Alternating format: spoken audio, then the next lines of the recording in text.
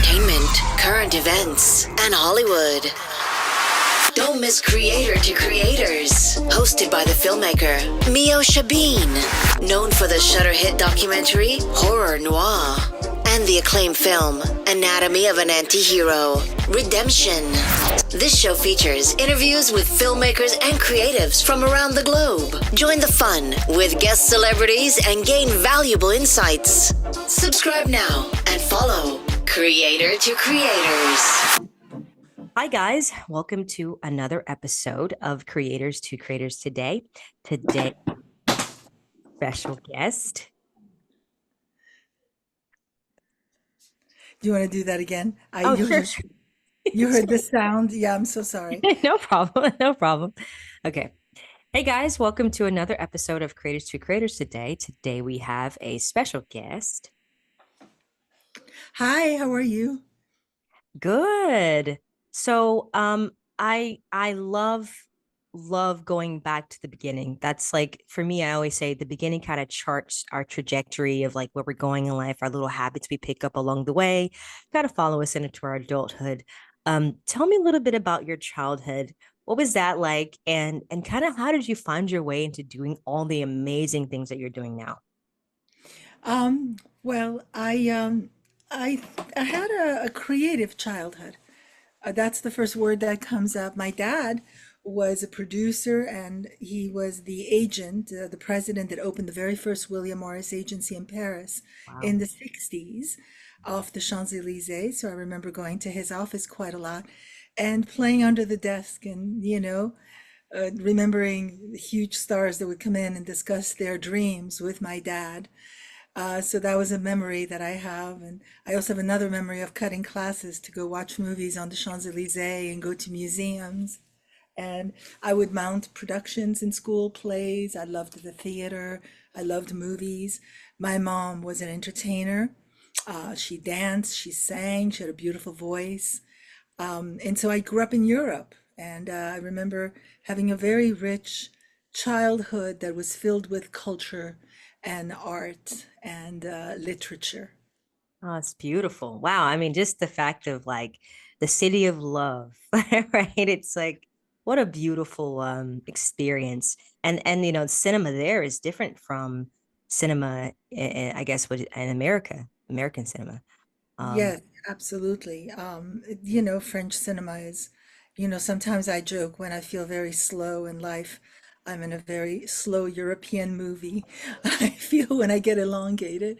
But no, I mean, it's just the storytelling of it is artistic and not every movie, obviously, but the greats, Jean-François Truffaut and Fellini and, there's the great filmmakers are European, Jean Cocteau, Jean Renoir, all those. oh yeah, that's so beautiful. When did you were around the creative worlds ever since you were a child. Um, when did you finally like, was there a moment, was there a movie, or was it just like something that kind of went off in your head and said, you know what, I want to do this. This is this is Well, my career. three This is my movie experiences that triggered that for me. One was a movie that I saw as a child called Chitty Chitty Bang Bang.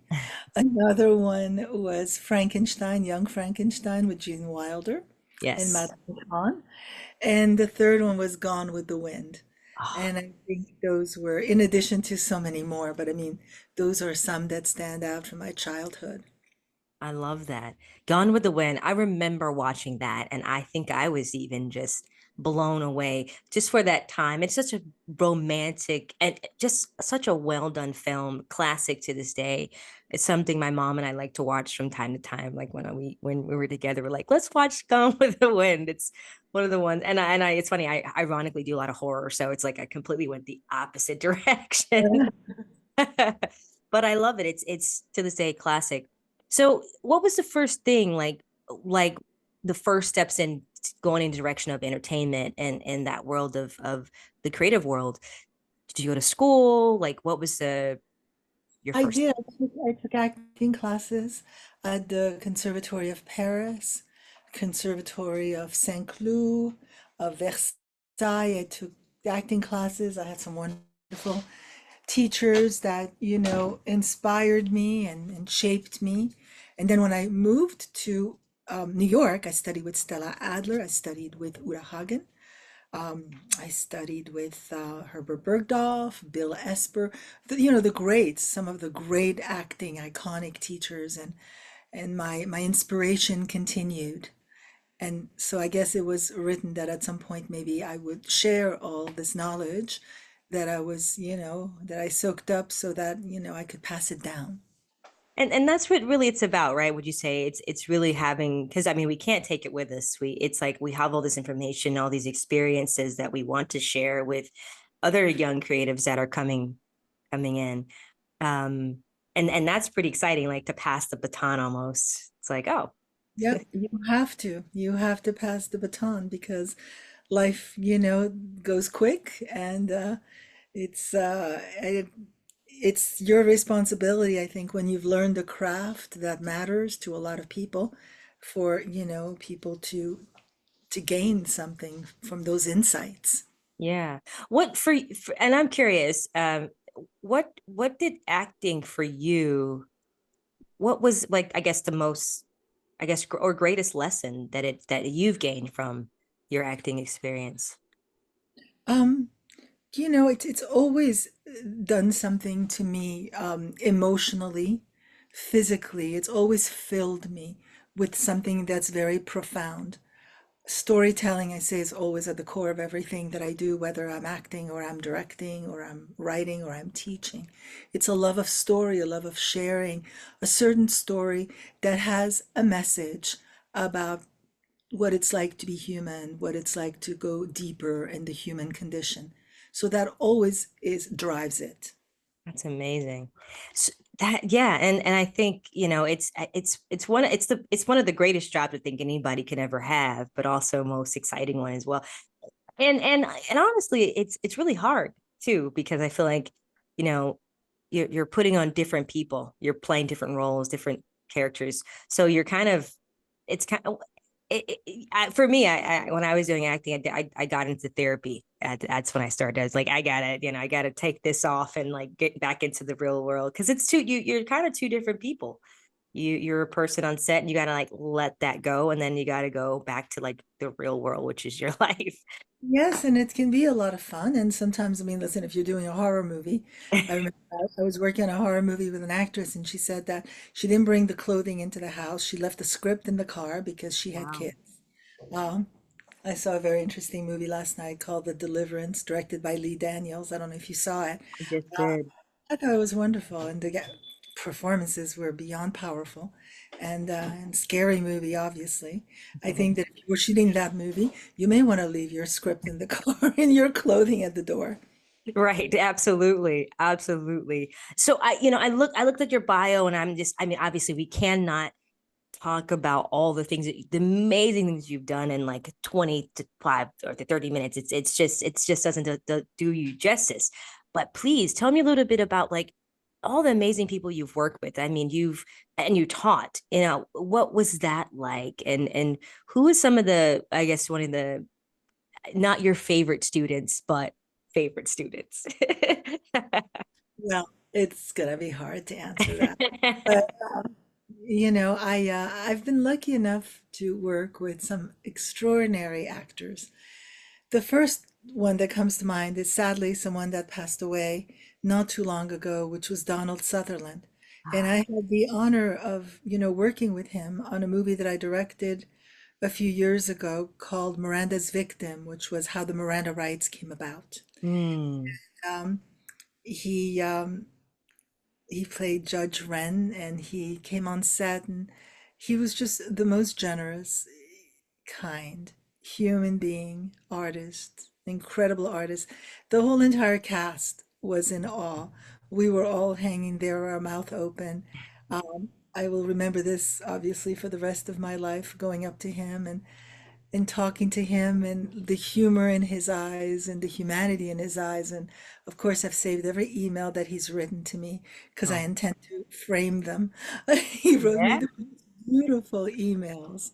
Um, so this is something that will, stay with me. I like to work with the same actors, had Donald Sutherland be alive, I would reach out to him working in something else. I recently saw Andy Garcia was in Miranda's Victim, and recently I shot with Andy a movie in Italy, in Puglia, called Under the Stars, that's in post-production now. Nice. Um, and I have a movie that's going to come out probably early next year with Abigail Breslin, who also was a Miranda's Victim, who I Yes. had a great experience working with, called The Italians, a comedy. So I love working with the same actors and also with new actors, because I mean, it's not fair if you're always working with the same actors. But obviously, I was looking that there was the Toronto Film Festival just now. There's the latest movie of Mike Lee, who's an English filmmaker, who's a particularly one of my favorite filmmakers of all time, the way that he works with his actors very improvisationally. Nice. Um, and he did a movie that I've always loved, that I've script analyzed in my acting classes, called Secret and Lies, with Jean-Marie Baptiste and Brenda Blethyn. They won a lot of awards for that. And I just saw that he cast Jean-Marie Baptiste again in his latest movie that is playing at Toronto. So I do love working with the same actors. If you have that experience with them, you finish a movie and then you immediately think of wanting to work with them in another movie. Yeah. But of course, you would have to have the parts that would fit, and it's just, um, but that's why I believe in a theater company on film as Mm. much as possible. But then you have to open up the theater company and let new members come in and work with actors that you haven't worked with before. Yeah, I mean, there's so many. I mean, I'm sure you see so many talented people that coming in and out through, that you've met and taught. What do you think? Do you feel like acting now, since the whole the when everybody did when we done strike and we want all this, we want change and all these things. Do you feel like things are changing and has changed for the better in favor of the actor? I don't know. Don't know. Well, hopefully, yes. The answer was yes. I don't know if we've recovered. It seems like we have not recovered from the strike, sadly. Yeah. There's been a bit of a backlash on that, in the sense that production is down in LA. And, a lot of actors are moving out of LA, and people feel that there's not, as many opportunities because production has decreased. Everything goes in waves, so whatever goes down goes up. I remain absolutely hopeful that there Yeah. will be different phases. Um, what I'm personally disappointed in is I don't feel that there's enough. If you're going to shoot a movie in LA, you're either going to shoot a very, very low budget movie, but if you shoot, a movie that's, anywhere from 2 to 10 million or even 15 million, it's hard to shoot it in Los Angeles. They don't have the tax incentives in place to help independent filmmakers. So you better find a way to do it with the studio if you're going to want to shoot, need to shoot in Los Angeles. Yeah. Well, do you feel like I mean, nowadays, I mean, you can shoot essentially anywhere. Um, uh, um, do you feel like and then maybe sell it to a studio that is in Los Angeles? Yeah, Uh, of course, you can shoot anywhere. As a matter of fact, it's fun. That's how they got me to go shoot a movie in Italy. They said, "Do you want to come shoot a movie in Italy?" And I was like, yeah. They had me in Italy. They had me at Puglia. Sure, I would love to come 2 months to Italy to shoot. Yeah, so, there's a great place I want to go shoot in, which is Thailand. I want to go shoot in Croatia. I mean, there's so many places around the world that I would love to go shoot. But sometimes you'd like to do it here, and you'd like to be yeah. able to. Yeah. Yeah.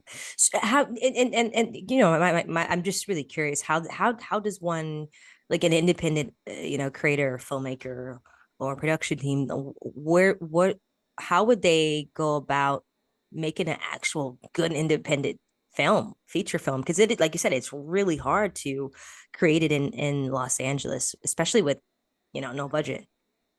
Yeah, I mean, I think that if you're doing things low budget, you have to enlist the community around you to help, and everybody needs to pitch in. It's got to be a collective.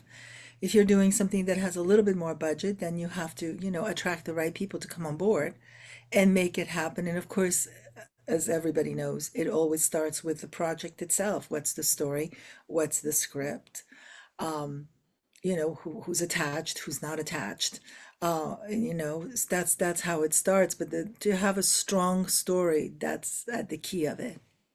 That's the key. Story. Like I see a lot of great talented filmmakers writing have great scripts, and they're just like, I just can't find the budget, or I can't find the money. And and I always say, you could put your own money into it, invest in yourself. It's a gamble, I think, but I think that's a good way to get your stuff out and not, Well, absolutely. You know, if you want to control the product, you yeah. can put your own money into it. I mean, there's a way to do it. You can always do those GoFundMe pages and enlist people that know you to support you.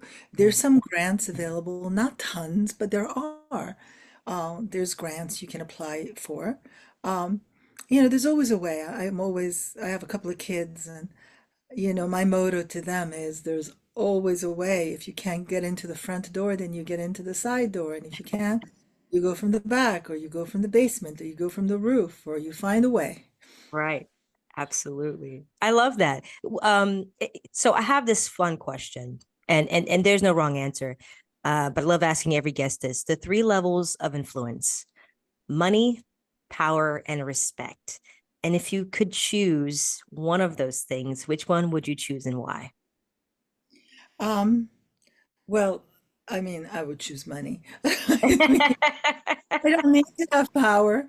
And, people will respect you or they won't. I mean, Love I it. would choose money. I'm sorry to tell you, but with that comes the power and maybe the respect, depending on who you are. Yeah, that's a great answer. Like it's true. It takes money to make anything, and like who you said, either you get it or not. I love that answer. It's a fantastic answer. Well, have you like I'm curious of all like your just everything that you've done and just an amazing career and resume that you have. Do you ever get moments of like, I don't know, uncertainty? And if you do, how do you get out of those moments, like whether it's pertaining to the creative world? Well, yeah, it's always when you watch a rough cut of something you did. It's always that. And I have somebody who's very critical in my life, and I always make the mistake of showing them the work too soon before we've, worked on it. And they'll, tear it apart. And my son, who works with me, who graduated from USC in theater and film, he said, "Why do you do that? Like, what is it?" And then he, of course, has a theory. He Mm. goes, "Because you need the approval," he goes, "you need to be validated." And yes, I do. I do. I need the validation. I need somebody to say that. So whenever I'm in that place, it's so vulnerable always. It feels very vulnerable. I feel incredibly insecure. Um, and then I just directed last week a short movie, a very interesting horror movie. And Oh, it's cool. 15 minutes. And I'm right now, I'm editing it. I'm in the post of it. Nice. Um, and of course, watching it, I just had to remind myself that with every good horror movie, if you don't have the sound design that goes with it, you're actually not going to see it because it relies a lot on what the sound is. So, Hmm. right now I'm like, well, yeah, but that's because we have to put sound design on it. Yeah. And we have to, finesse the score. I work with a wonderful composer, Holly Amber Church. She's great. And, you know, but we have to, nothing comes, you know, ready. You Right. have to work on it. And it's the work, it's that process that always is vulnerable, always. Yeah, I love that. That's so true. I've got so many questions I can ask you. What advice would you give to young artists out there, someone that is trying to get in the business, whether that's acting or even be a filmmaker? I think that the advice that I would give is not necessarily the one that I took at that age, but it's the one that I see my son following, which is study. Study, watch everything you can watch, really go in depth, watch the process of artists, expand yourself, travel a lot, see, go to museums, look at sculpture, music, um, keep working on yourself as Yeah. a person, as a human being, as an artist, work on your relationships. Um, there's always something that you can do, well, many things, but always something in the moment that you can do to raise the bar. I love that. That's great advice.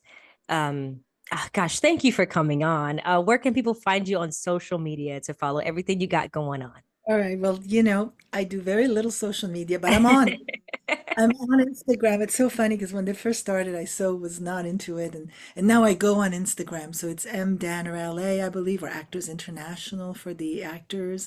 But you can find me. I think just to Google my name, and it's the Michelle Danner Acting Studio, the Los Angeles Acting Conservatory, and the production company where I make films is All in Films. Awesome. Awesome. Well, thank you so much for coming on. I could talk to you all day. But again, please come back anytime. I really enjoyed our conversation. I appreciate it so much. Have a great Sunday. Thank you. You too, you too. And thank you all for listening. And always remember to live, love, laugh. We see you guys next time. Bye bye. Bye. Take care. Thank you.